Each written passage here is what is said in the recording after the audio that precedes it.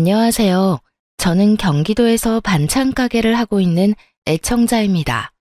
지금도 가게에서 열심히 사연들을 들으며 제 사연을 끄적이고 있는데요. 정말 들으면 들을수록 기가 막힌 사연들이 많더라고요. 세상은 넓고 여러 종류의 사람이 있다지만 어쩜 그렇게도 다양하고 파렴치한 사람들이 많은 건지 들을 때마다 놀라곤 합니다. 물론 저에게도 그런 파렴치한 인연이 있긴 했었어요. 그건 바로 다들 예상하다시피 시댁 식구들과 남편이었어요. 전 그런 남편과 이혼을 한 지 8년이 다 되어 가는데요. 제가 어떤 결혼 생활을 했고 어떻게 이혼하게 되었는지 한번 들어보실래요?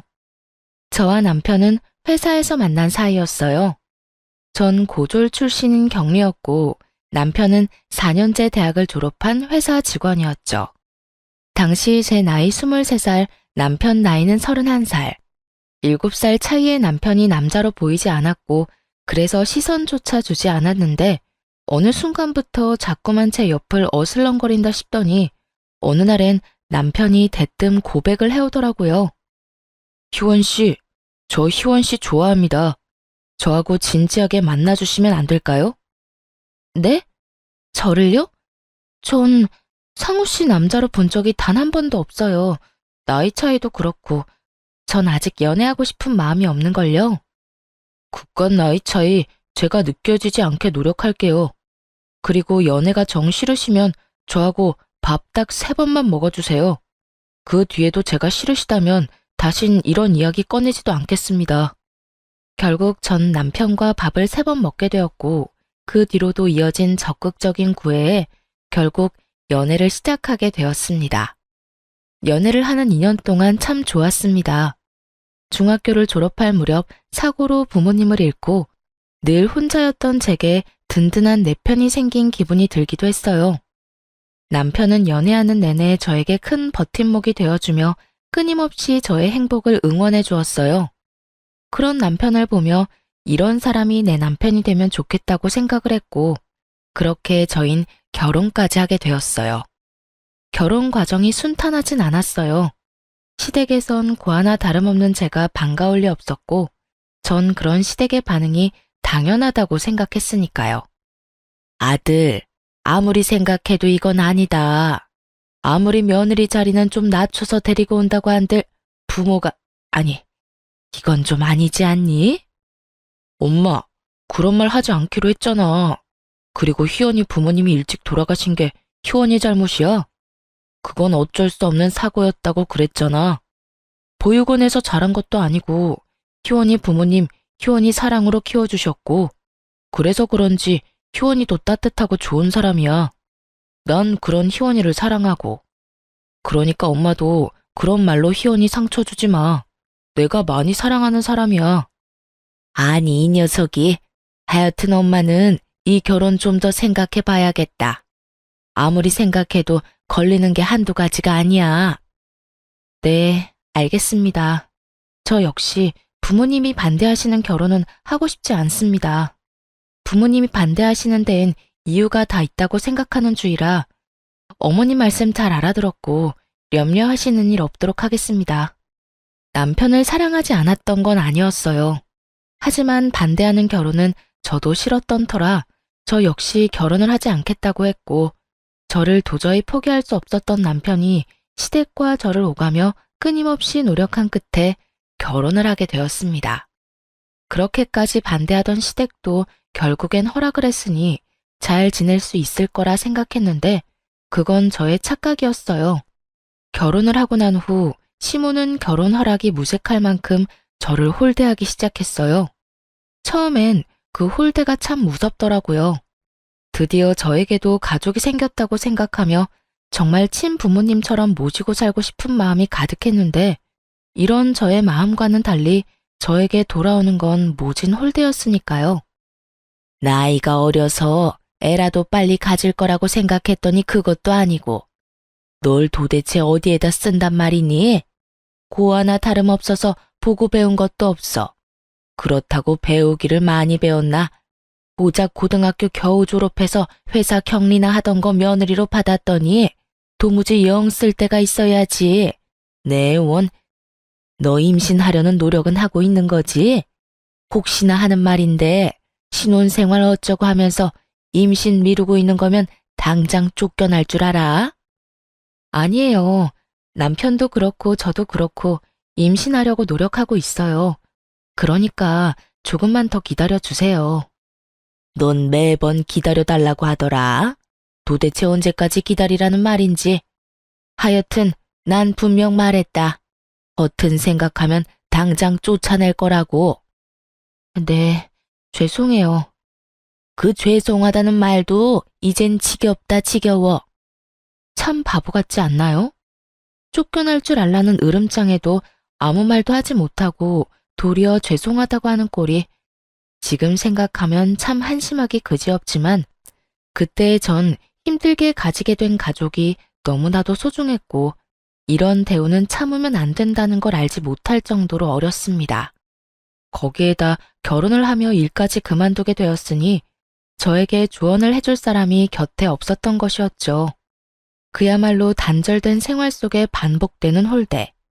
어느 순간 그 모든 것이 익숙해지던 어느 날 새로운 가족이 생겼어요. 그건 바로 동서였어요. 동서는 저와는 달리 엘리트 코스를 거친 사람이었는데 직장도 좋은 곳이라 시집 오기 전부터 시모의 사랑을 한 몸에 받았죠. 결혼 전부터 예견되어 있던 차별은 동서가 시집을 오고 난 후 더욱 심해졌고 특히 명절날이 되면 저는 서러움에 밤새 울기 일쑤였죠. 저는 명절 전날부터 시댁으로 가 음식부터 시작해서 집안 대청소까지 하느라 몸이 부서질 지경인데 동서는 시집 오고 첫 명절부터 차례 지내기 직전에 와, 밥만 먹고 바로 친정으로 가버리더군요. 돌아가기 전엔 꼭 제가 보란 듯이 시모에게 아양을 떨며 용돈 봉투까지 쥐어주면서요. 어머님, 이거 용돈이요. 아끼지 말고 필요하신 데 있으면 쓰세요. 모자라면 또 드릴 테니까요. 어머, 우리 며느리 마음 배포 큰 것 좀 봐라. 네가 맏며느리 자리로 들어왔어야 했는데 어쩌다 저런 물건이 맏며느리로 들어와서는 내가 저 물건 볼 때마다 한숨만 나온다. 에휴. 에이, 너무 그러지 마세요, 어머님. 그래도 형님이 살림은 잘 하시잖아요. 차례 준비도 그렇고 제사 준비도 그렇고 혼자서 척척 얼마나 잘 해내는데요. 그것도 못하면 그게 여자애야. 그거라도 했으니 아직 안 쫓겨나고 내 아들이랑 살 수 있는 게야. 하긴 그래도 저는 그런 형님 덕 보고 있어요. 형님 덕에 저도 명절, 제사 이런 걱정 없이 회사 생활 마음 편히 하고 있고 회사 생활 잘하니 어머님 용돈도 이렇게 많이 드릴 수 있고요. 그러니까 형님 너무 미워하지 마세요. 사람은 저마다 자기 위치, 자기 할 일이 다 있는 거 아니겠어요? 하긴 또 그렇긴 하지. 우리 바쁜 며느리 집안일이나 시킬 수도 없는 노릇이니 말이다. 우리 둘째는 어쩌면 이렇게 머리도 똑똑한지. 하나부터 열까지 마음에 안 드는 구석이 없다니까. 누구와는 전혀 다르게 말이야. 어찌됐든 얼른 가보거라. 친정에서 기다리겠어. 어차피 갈 거면서 동서는 얄밉게도 제 눈치를 살피더군요. 형님, 제가 먼저 가도 될까요? 하는 눈빛이 아닌 잘 보고 있지? 너랑 나랑은 달라. 받는 대접부터가 이렇게 다르잖니? 이런 의미가 가득 담긴 눈빛으로요. 찰나의 순간 의기양양한 눈빛으로 저를 살피던 동서는 시모에게 마음에도 없는 소리를 하기 시작하더군요. 그냥 가도 될까요? 그래도 설거지라도 하려고 했는데. 설거지는 무슨? 어디 이 귀한 손에 물을 묻히려고? 그런 건 다 따로 할 사람이 있으니까 그냥 가거라. 쟤는 친정도 없어서 다 정리하고 손님 맞을 거 다 맞고 집에 가도 되니까. 첫째 넌 뭘 보고 서 있니? 얼른 정리하고 다음 손님 맞을 준비해야 할 거 아니니? 둘째, 너도 얼른 가보거라. 남은 명절 잘 보내렴. 네, 어머님. 그러면 저 가볼게요.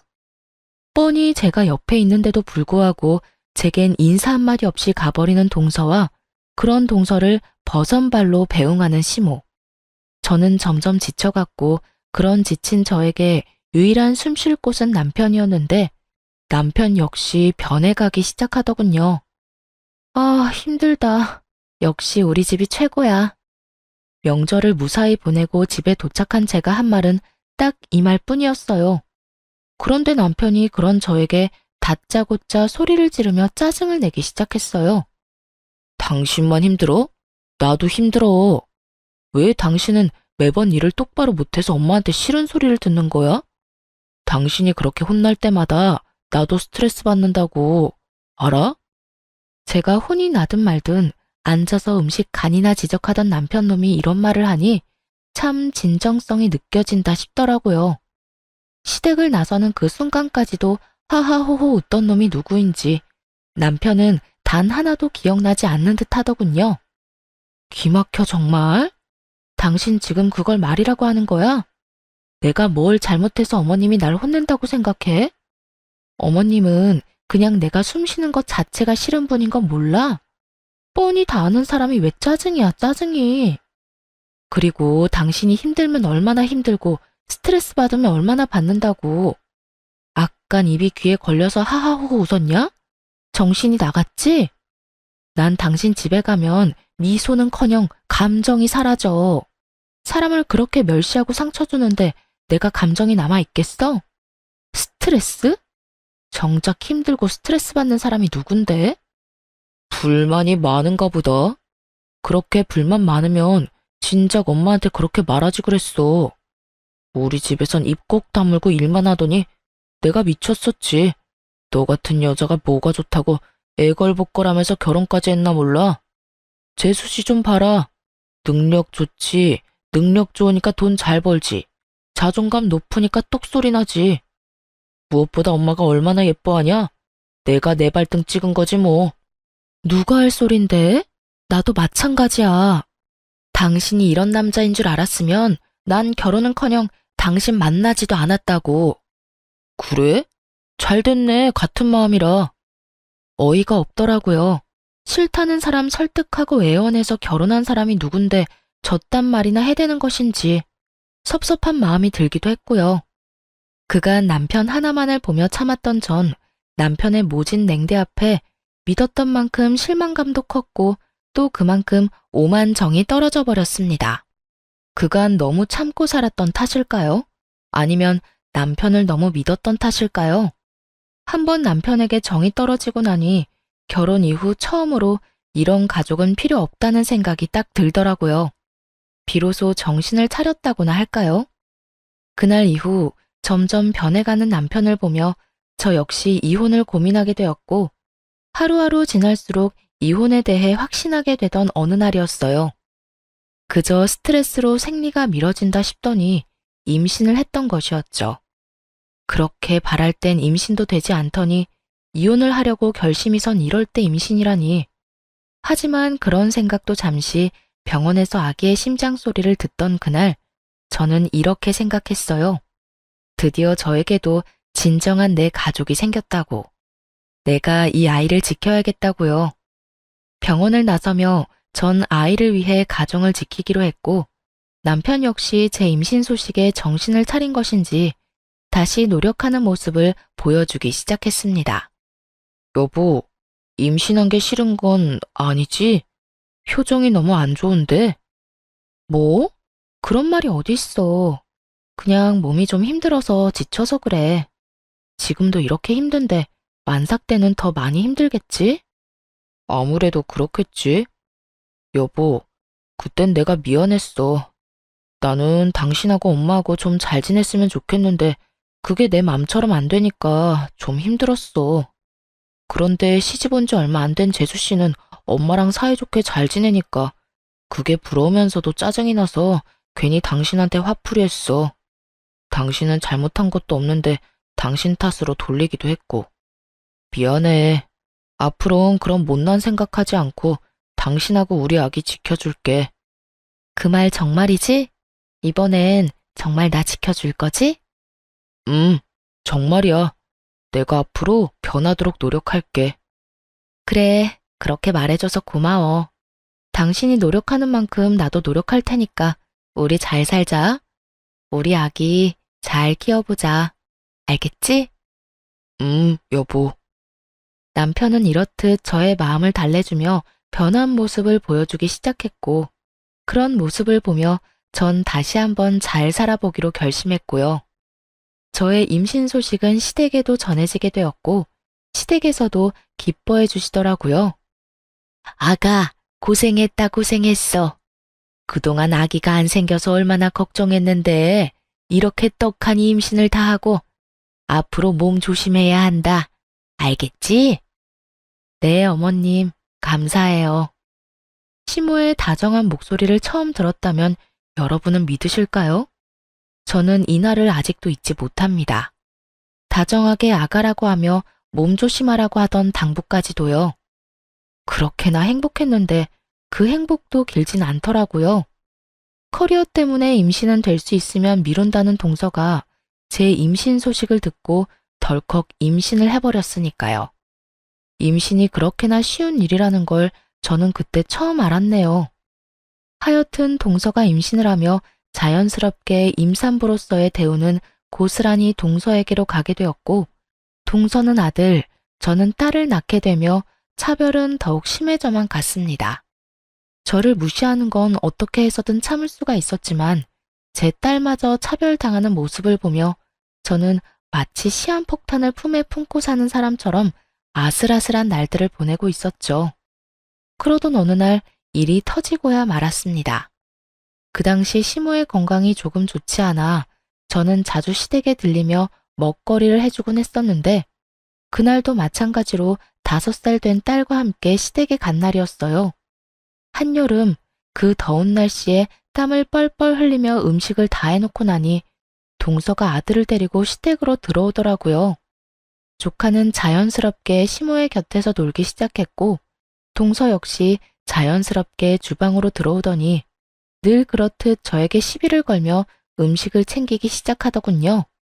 어머, 반찬 많이 했네. 나 좀 가지고 가도 되죠? 마음대로 해.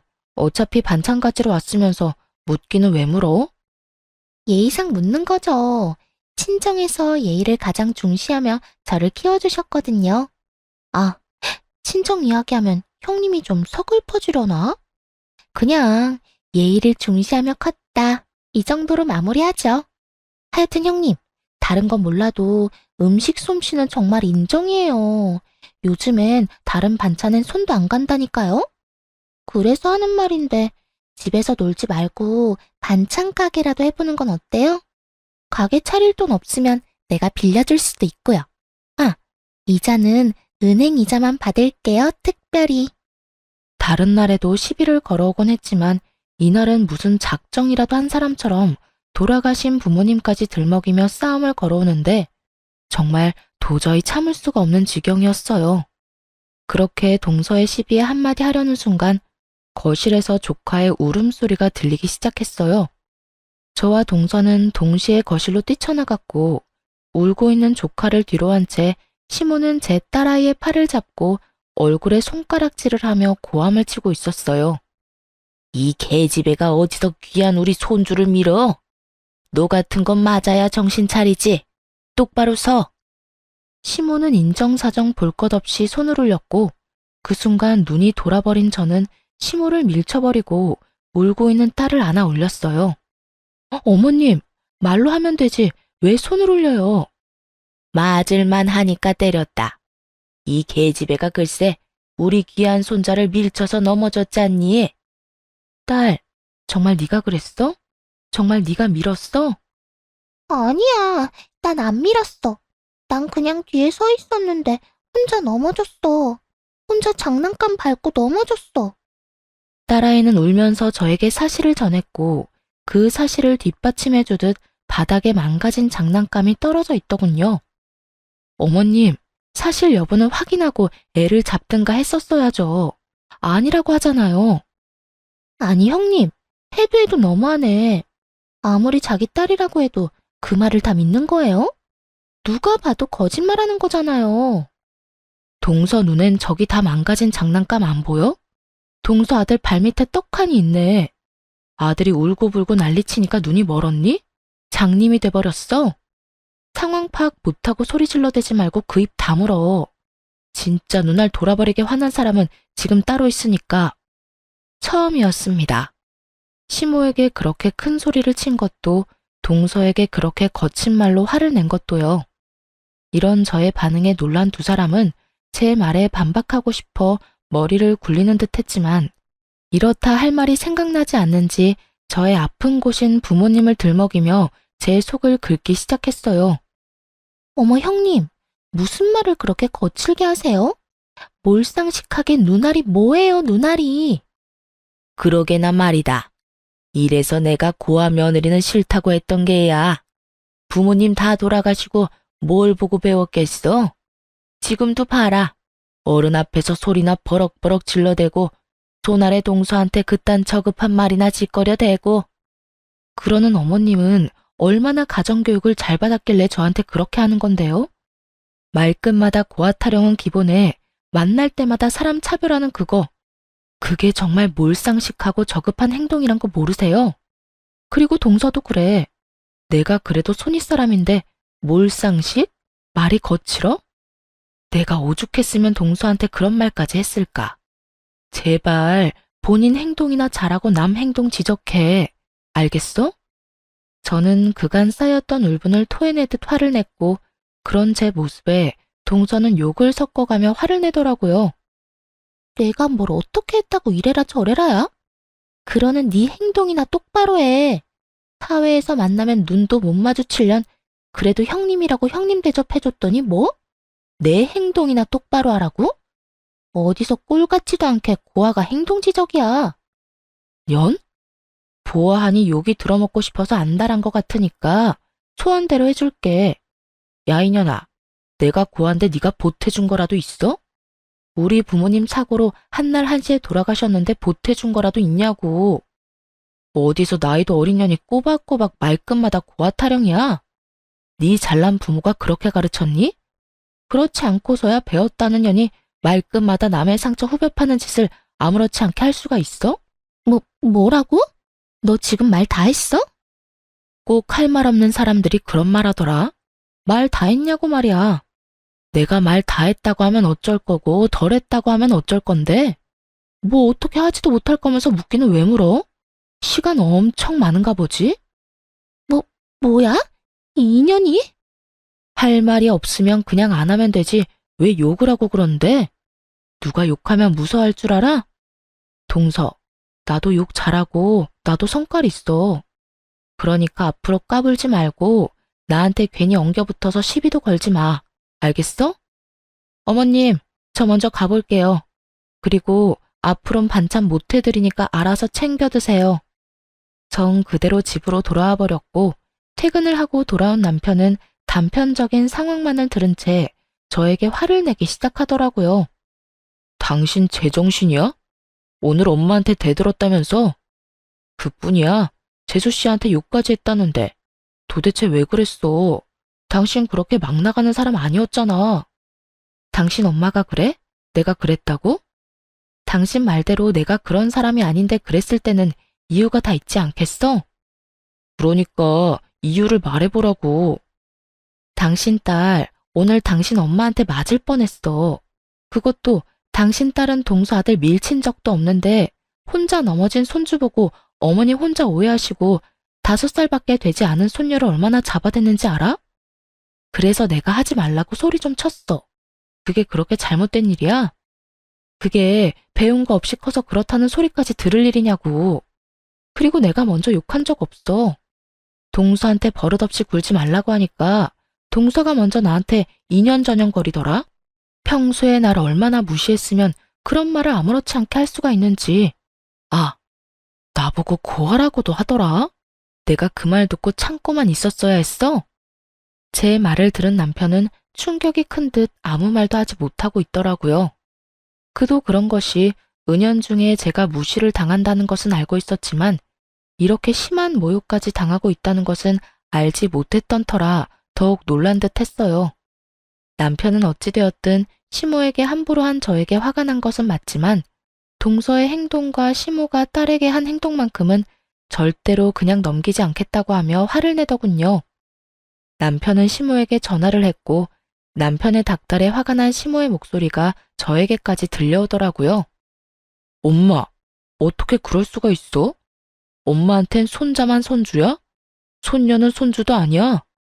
우리 딸이 아니라고 했다며. 우리 딸이 민 거 아니라고 했다는데 어떻게 그 어린애를 무식하게 밀어대? 그래, 그 점은 내가 오해했어. 그래서 미안하게 생각하고 있고. 그런데 사람이 살다 보면 그럴 수도 있는 거지. 그게 뭐 그렇게 큰 문제라고 엄마한테 이렇게 화를 내는 게야? 엄만 지금 그게 미안한 사람이 할 태도야? 그리고 내가 지금 화 안 나게 생겼어? 아까 엄마가 나한테 전화할 땐 엄마 잘못한 건 하나도 말 안 하고 집사람이 엄마한테 말대꾸하고 욕했다는 말만 했잖아. 엄마가 그렇게 말하면 내가 집사람이랑 싸울 거라는 생각은 못했어? 엄마는 내가 이 사람이랑 헤어지길 바라는 거야? 그렇지 않고서야 어떻게 말을 그렇게 전달해? 엄마한테는 내 집사람도 내 딸도 가족도 아니야? 아니, 가족이라고 생각한 적은 있긴 해. 넌 무슨 말을 그렇게 하니? 도대체 네 집사람은 말을 어떻게 전했길래 네가 이런 말까지 하는 게야? 하여튼 못 배운 년이 하는 짓도 어쩌면 그렇게 저급한지. 네 집사람 옆에 있니? 바꿔봐라. 도대체 어떤 말을 어떻게 전했는지 그 입으로 드러나 보게. 적어도 엄마보단 사실 그대로 전했으니 집사람한테 뭐라고 할 생각하지 마. 그리고 집사람한테 그딴 식으로 말하는 것도 그만하고. 이제 이 사람도 한 아이의 엄마야. 거기에 맞는 대우 정도는 해주라고. 남편은 전화를 끊어버렸고 단호하게 끊은 전화만큼 화가 단단히 나 보이더군요. 그 뒤 남편이 어떻게 할지는 남편 문제였고 전 그 길로 시댁의 발길을 끊어버렸습니다. 시댁 하나 끊어냈을 뿐인데 여유 시간이 생기다 못해 넘쳐나더라고요. 그간 틈만 나면 호구짓거리를 하고 사느라 아이를 어린이집에 보내고 난 후에 주어지는 여유로운 시간을 즐긴 적이 없었던 것이었어요. 그 여유로운 시간이 좋으면서도 그 시간을 처음 가져보는 제가 얼마나 한심하고도 불쌍했는지 모릅니다. 예쁨 한번 받아보겠다고 그 고생을 했는데 결국엔 예쁨 한번 제대로 받지 못하고 연까지 끊어버렸으니 말이죠. 어찌되었든 그제라도 주어진 시간을 잘 쓰자는 생각이 들었고 어느 정도 쉬고 나니 그저 놀기보단 뭐라도 해보고 싶다는 생각이 들더라고요. 그때 동서의 말이 떠올랐어요. 다른 건 몰라도 음식 솜씨만큼은 최고라는 그 말이요. 동서 입맛이야말로 까다롭다는 걸 누구보다 더 잘 알던 저였기에 전 반찬 가게를 열기로 마음먹게 되었어요. 남편의 도움을 받을 수도 있었지만 그러지 않았습니다.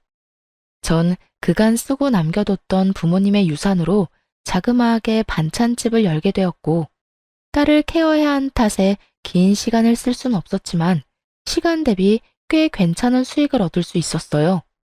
하루가 다르게 매출은 올라가고 있었고 전 활기를 되찾으며 자존감도 되찾고 있었습니다. 이런 저의 변화를 남편은 눈치채지 못하고 있었는데 그 당시 남편은 이런 저의 변화를 알 노력조차 하지 않을 만큼 가정에 관심이 없었어요. 여보, 저기 나 할 말이 있는데. 나 피곤해. 중요한 말 아니면 나중에 해. 늘 이런 식이었던 터라 반찬 가게를 하고 있다는 사실조차 말할 틈이 없던 상황이었죠. 그렇게 비밀로 할 생각도 없던 비밀이 생기는 사이 남편의 행동은 점점 이상해지더군요.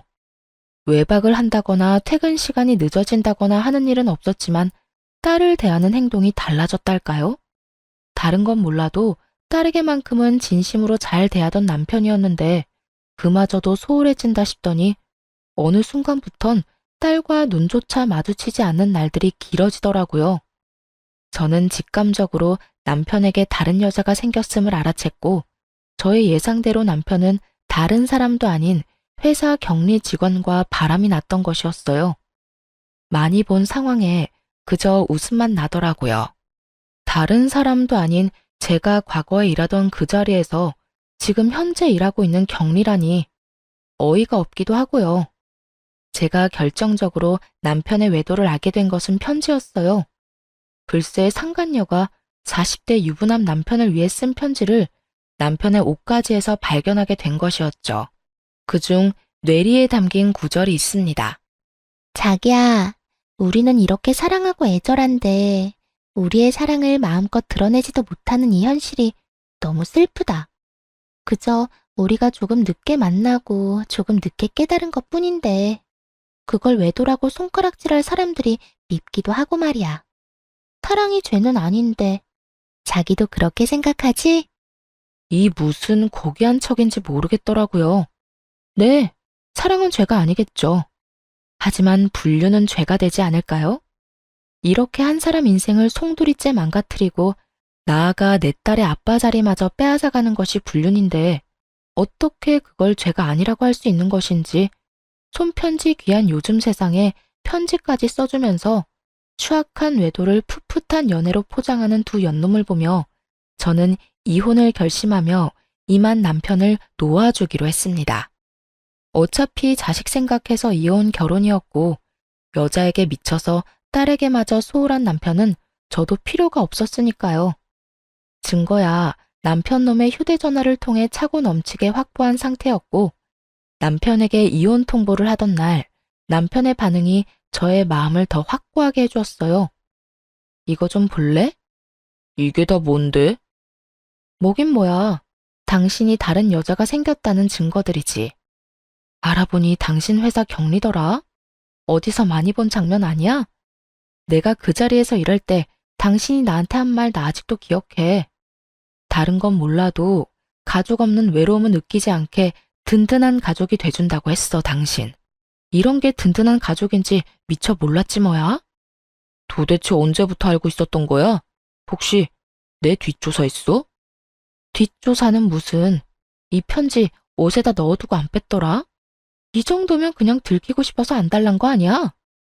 아, 그게 거기 있었어? 어쩐지 아무리 찾아도 없더라고. 아, 다 됐고. 그래서 이혼하자고? 그래, 해, 이혼.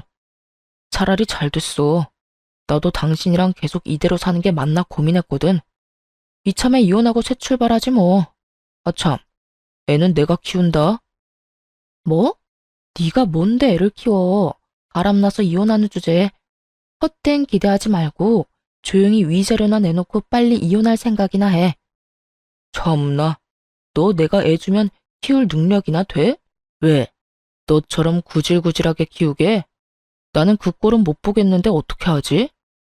경력 단절이라 취업이 되기라겠어. 그렇다고 능력이 되기래. 괜히 한순간 잘못된 선택으로 애까지 고생시키지 말고 내가 키운다고 할 때 순순히 내놔. 애가 물건도 아니고 물건 달라는 듯 내놓으란 남편을 보며 정말 갈 때까지 갔구나 싶더군요.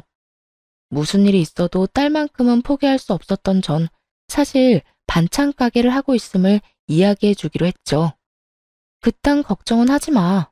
당신이 바람 피우면서 정신 못 차리고 다니는 사이에 나 가게 열었어. 반찬 가게. 뭐? 반찬 가게? 무슨 돈이 있어서? 당신 혹시 나 몰래 딴 주머니 찼어? 야, 딴 주머니 찰 돈이나 주고 그딴 소리를 해.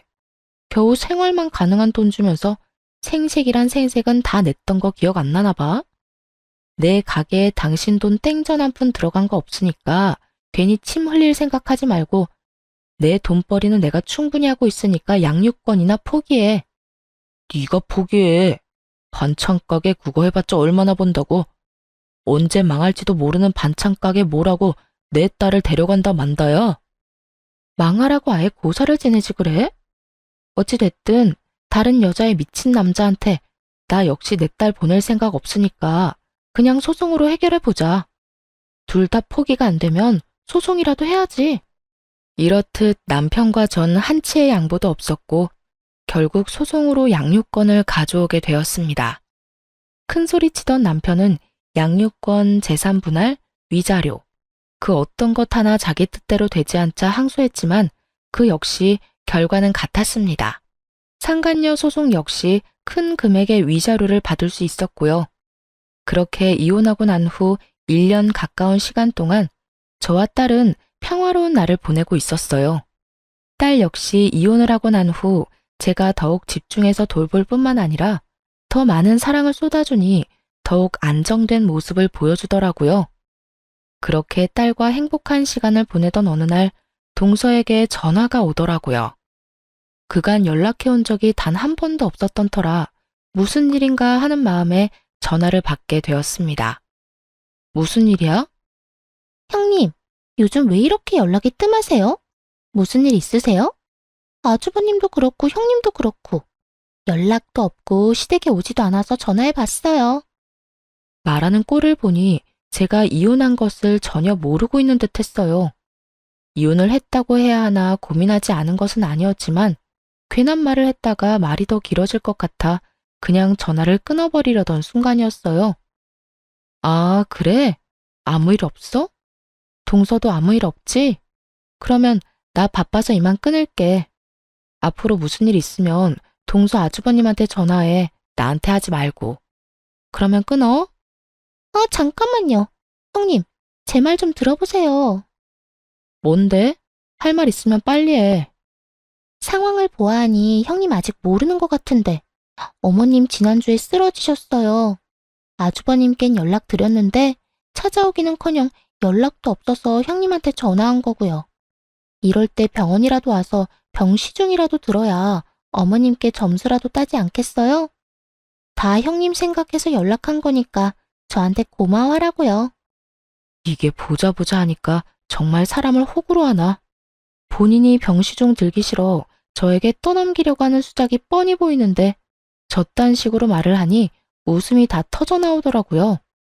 동서는 나를 정말 호구로 생각했구나.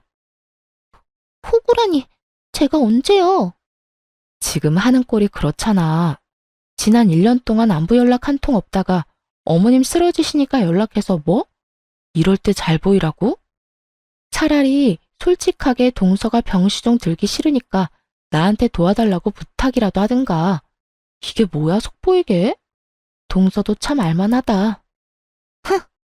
그래요. 형님이 그렇게까지 말하니까 솔직하게 말할게요. 저 어머님 병시중 들 생각도 없고 들어야 할 필요도 못 느끼겠어요. 제가 맏며느리도 아니고 엄연히 맏며느리가 따로 있는데 왜 제가 그런 힘든 일을 해야 해요? 그렇게 힘든 일은 능력도 없고 할 일도 없어서 시간이 남아도는 형님이 해야 하는 일 아니냐고요. 제가 누누이 말했었죠? 사람마다 맞는 위치와 해야 할 일이 있다고요. 지금 형님이 해야 할 일은 어머님 시중 드는 일이라고요. 할 일이 없기도 하고 능력도 없는데 거기에다 맏며느리, 딱 형님 일이잖아요. 정말 난년은 난년이다 싶더군요. 그렇지 않고서야 어떻게 저런 얄밉고도 말 같지 않은 말을 사람 말같이 할 수가 있는지 대단하다는 생각이 들었으니까요. 동서는 확신에 찬 목소리로 저에게 호구짓을 강요하고 있었고 전 그런 동서에게 통쾌한 사실을 알려주기로 했습니다. 듣고 보니 다 맞네. 할 일도 없고 능력도 없고 거기에다 맏며느리가 어머님 시중해야 하겠네. 그렇죠? 그렇다니까. 그러니까 당장 내일부터, 아니, 오늘부터 와서 어머님 시중 좀 드세요. 무슨 노인네가 아파서 그런가 얼마나 꼬장꼬장한지 내가 정말 미쳐버리기 직전이라고요. 동서, 나 못 가. 난 이제 그 집 맏며느리 아니거든. 네? 그게 무슨 말이에요? 몰랐나 본데 나 이혼한 지 1년이 다 돼가. 그 빌어먹을 인간이 바람나서 이혼했는데 상황이 이렇게 되고 보니 그 인간이 내 인생 꽃피게 해주려고 바람까지 피워줬나 싶네. 그 덕분에 노인네 병시중은 피할 수 있었으니 말이야. 그 인간한테 감사할 날이 다오네. 정말 그렇지 않나요? 만약 그때 남편이 바람을 피우지 않아 이날 이때껏 살고 있었다면 제가 꼼짝없이 그 병시중을 들어야만 했을 텐데 하필 그 타이밍에 저에게 딱 들켜 이혼을 해버렸으니 말이에요. 그 순간 얼마나 기분이 좋은지 저는 신나게 웃어버렸고 동서는 믿을 수 없다는 듯 고래고래 소리를 지르며 발악을 하더라고요. 지금 웃음이 나요? 지금 이 상황이 웃기냐고. 누구 마음대로 이혼하고 난리야? 바람 피운 게 뭐 대수라고 이혼을 했냐고. 이제 어떻게 해. 꼼짝없이 내가 저 노인네 떠맡게 됐는데 이제 어떻게 하냐고. 지금 일주일 병시중도 끔찍한데 앞으로 어떻게 해? 그 순간이었어요. 동서가 미쳐 날뛰는 소리와 함께 서방님의 목소리가 들려오더라고요. 이게 다 무슨 소리야? 당신 지금 우리 엄마한테 노인네라고 했어?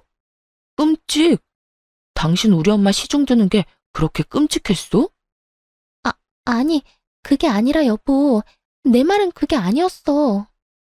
두 사람이 다투는 소리가 들려왔고 전 전화를 끊어버렸어요. 평소 전시모라면 끔찍하던 전시동생이니 그 끝은 뻔하지 않겠어요. 그 후론 한동안 조용하다 싶었는데 반년쯤 지났을 때 전 남편에게서 연락이 오더군요. 그 당시까지 남편은 딸아이를 한 번도 보러 오지도 보고 싶다는 말조차 없었지만 혹시나 하는 마음에 연락할 방법은 열어두었던 것이었죠. 아무리 제가 이혼을 했다고 한들 제 마음대로 천륜을 끊을 수 없는 것이기도 했고 딸아이가 아빠가 보고 싶다고 한다면 언제든 만나게 해주고 싶었으니까요. 전 남편의 연락에 저는 오로지 딸을 생각해 전화를 받게 되었고 전 남편은 이러한 제 생각과 기대를 저버리기에 충분한 인간이었습니다. 여보, 잘 지냈어? 우리 딸은 잘 지내지. 못 지낼 이유가 없으니 잘 지내지. 이때껏 연락 한 통 없더니 왜 전화했어? 그게 우리 엄마 편찮으시다는 이야기 들었지? 재수 씨가 당신하고 통화했다고 하던데. 그게 왜? 그냥 솔직하게 이야기할게. 사실 나 그 여자랑 헤어졌어. 당신이랑 이혼하고 결혼은 따로 안 하고 같이 살긴 했는데 글쎄 그 여자가 우리 엄마 쓰러졌다는 소식 듣더니 사람이 변하더라고. 계속 짜증만 내고 밖으로 돈다 싶더니 내가 엄마 모시고 싶다는 말 꺼내자마자 집을 나가버리더라. 내가 어이가 없어서. 자긴 누구랑 달라서 가정교육 잘 받았다고 그렇게 자랑처럼 말하더니 그게 가정교육 잘 받은 사람의 태도야. 하여튼 그 여자 회사까지 그만두고 도망갔어. 그런 이야기를 왜 나한테 하는 거야? 설마 나한테 뭐 동정심 같은 걸 바라는 거야? 설마 양심도 없이? 동정심을 바란다고 해도 양심도 없다고 생각했을 텐데 전 남편은 생각보다 더 파렴치한 인간이더라고요. 동정심은 무슨. 우리 다시 결합하자고. 나 다시 당신한테 돌아갈 수 있어. 당신 나 아직 사랑하는 거 다 알고 있어. 그러니까 아직 전화번호도 안 바꾸고 내 전화 기다렸다는 듯이 받은 거 아니야? 착각도 유분수지. 아이 생각해서 연락할 수단을 막지 않고 아이 생각해서 전화 한 통 받은 것이 어떻게 사랑으로 변질될 수 있는 것인지 전 남편의 뇌 구조가 궁금해질 지경이었어요. 여기까지만 해도 기가 막히고 코가 막히는 지경인데 그 다음에 흘러나오는 남편의 말은 더욱더 가관이었습니다. 이 와중에 조건도 있어? 당신이 우리 엄마 좀 모셔줘. 동생네도 이혼할 것 같더라. 재수 씨가 뭐 엄마 욕을 하다가 들켰다나 뭐라나. 잘 풀려서 이혼까진 안 한다고 하더라도 당신도 알다시피 재수 씨는 능력이 좋긴 하지만 싹수가 없잖아. 아픈 우리 엄마 탈들이 모실 사람은 안 된다 이거지. 그러니까 당신이 좀 모셔줬으면 좋겠어. 엄마가 특별히 우리 엄마 집에 들어와서 살아도 좋다고 했으니까 엄마 집에서 새 출발해보자. 얼마나 의기양양하게 큰 인심 쓴다는 듯 이야기하는지 모르는 사람이 본다면 제가 제발 같이 살아달라고 죽어라 매달리고 있는 상황이라 착각할 만큼 당당하더군요. 화도 나지 않았어요. 도리어 어이가 없어 웃음이 다 나더군요. 저는 한바탕 크게 웃어주곤 남편에게 이렇게 말해주었습니다.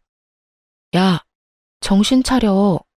머릿속에 얼마나 꽃받치면 그딴 말도 안 되는 생각을 하고 있는 거야? 요즘 드라마 작가라도 하니? 어디서 이상한 막장 결말을 쓰고 있어? 뭐? 너 지금 말 다 했어? 내가 돌아가 준다고 하면 고맙다고 절은 못할 망정 뭐? 정신 차리라고? 나라고 네가 좋아서 돌아간다는 줄 알아? 다 네가 불쌍해서 그런 거야.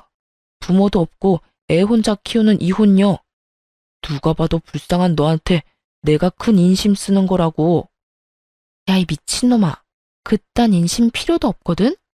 마지막으로 한 번만 말할 테니 잘 들어. 네가 돌아오고자 하는 네 가정은 이제 없어. 진작 우린 끝났고 끝난 관계에 다시 시작은 없다는 말이야. 그러니까 네 엄마는 네가 알아서 모셔. 정 안 되면 요양원에 모시던가. 그 김에 너도 입원 좀 하고. 착각도 그 정도면 중증으로 보이니까. 아참. 그리고 내가 네 연락을 받은 건 내 딸 때문이었어. 나한텐 네가 갈기갈기 찢어 죽여도 모자란 놈이지만 내 딸한텐 아빠니까. 그런데 너 하는 꼴 보니까 이젠 다 필요 없겠다. 나 전화번호 바꿀 거야. 그리고 내 딸도 너 같은 아빠는 보고 싶지도 않다고 하니 앞으로 다신 연락 닿는 일 없도록 하자. 혹여나 길거리에서 마주치더라도 아는 척도 말고. 그게 네가 할 수 있는 아빠로서의 마지막 일이라고 생각하고 우리 좀 잊고 살아. 전 전화를 끊어버렸고 바로 번호를 바꿔버렸습니다. 혹시 모르는 상황에 대비해서 전 남편의 번호 역시 차단해버렸고요. 그렇게 인연은 끊어졌고 7년이란 세월이 지났네요. 하루하루는 참 길었는데 돌이켜보니 시간 참 정신없이 빠르게 흘렀다 싶어요. 딸은 어느새 중학생이 되었고 사춘기가 오는가 싶더니 요즘엔 또 사랑스러운 딸의 모습으로 돌아왔어요. 친구들과 시간을 보낼 때도 있지만 꽤 많은 시간을 가게로와 저와 함께 시간을 보내주기도 하는 마음 깊고 착한 딸입니다. 전 늘 딸에게 아빠가 보고 싶다면 엄마는 신경 쓰지 않고 만나라고 하지만 딸은 그저 웃을 뿐 따로 아빠를 만나고 있는 것 같진 않아요. 그 어린 나이에 상처를 받은 것인가 하는 생각이 들기도 하지만 딸의 말론 아빠의 기억이 흐릿할 뿐더러 좋았던 기억도 별로 없어 굳이 만나고 싶지 않다고 슬그머니 자신의 마음을 전해오더군요. 전 그런 딸이 때론 안쓰러울 때도 있지만 그럴수록 딸과 더 많은 시간을 보내려고 노력하며 지내고 있어요. 반찬 가게는 제법 자리를 잡았고 더 큰 평수로 옮긴 지 2년이 되었네요. 전 이제 곧 식당 오픈을 앞두고 있습니다. 새로운 일을 시작하기 전에 과거를 여기의 사연 열차에 털어버리고 가벼운 마음으로 열심히 살아가 보려고요. 다들 응원해 주실 거죠? 지금까지 제 긴 사연 들어주신 여러분들 감사합니다. 좋은 하루 되세요.